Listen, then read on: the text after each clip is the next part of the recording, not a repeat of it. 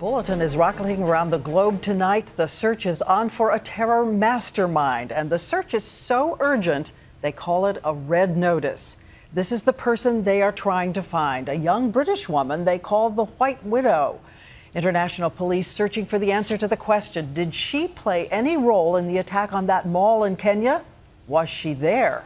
ABC's chief investigative correspondent Brian Ross is here with their questions tonight. Brian. Well, good evening, Diane. Authorities tell ABC News tonight that British police are even trying to obtain DNA samples from the family of the so-called White Widow, in the suspicion there might be a match with one of the bodies found in the rubble in Nairobi. Looks can be deceiving, and tonight this one-time British schoolgirl, Samantha Lewthwaite, is being called one of the most wanted and dangerous women in the world. Samantha Lewthwaite has been a wanted person for a number of years now. Today's worldwide Interpol alert for Lewthwaite comes as authorities in Kenya seek to find out if she was involved in the brutal attack on the Westgate Mall. Based on her known ties to African terror groups and eyewitness accounts of a mystery woman who was part of the attack.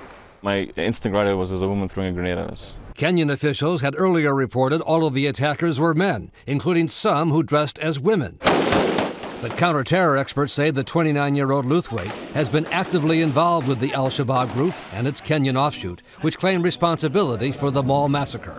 And as she has said, she wants to die or martyr herself on behalf of that group. Lewthwaite grew up in a small town north of London. In over 15 years' time, went from schoolgirl to party girl to wife of one of the terrorists who carried out suicide attacks on the London subway and bus system in 2005. After the attacks, Lewthwaite, the mother of two, denied any knowledge of her husband's al-Qaeda ties, and family friends described her as a decent girl.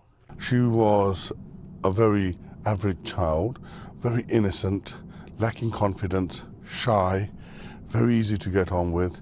But since then, authorities say Lewthwaite slipped out of England with her children and joined up with African terrorists, traveling to Kenya on a forged South African passport under the name of Natalie Faye Webb. We know that she was a figure of some importance within the organization at an organizational level. British tabloids call her the White Widow, and she reportedly wrote in diaries seized by police that she wanted her young children to grow up as terrorists and die like their father.